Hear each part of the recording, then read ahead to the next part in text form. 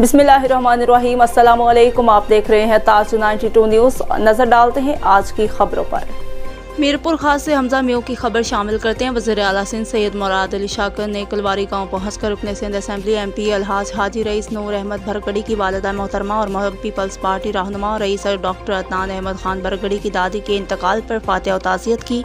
इस मौका पर साबिका ज़िले चेयरमैन अनवर अली खान टालपर, वज़ीर आपाश Jam Khan Shoro, minister Zia Abbas, MPA Mir Tariq Talpur, MPA Zulfiqar Ali Shah, साबिका MNA पीर आफ्ताब हुसैन शाह, पीपल्स पार्टी रहनुमा शमीम आरा पनहार, पाकिस्तान पीपल्स पार्टी ज़िला जनरल सेक्रेटरी मीर हसन खान धोनकाई, पाकिस्तान पीपल्स पार्टी ज़िला इंफॉर्मेशन और इत्तलात सेक्रेटरी अब्दुल सलाम एमन, हाजी लरखा दिल साहब व दीगर मौजूद थे।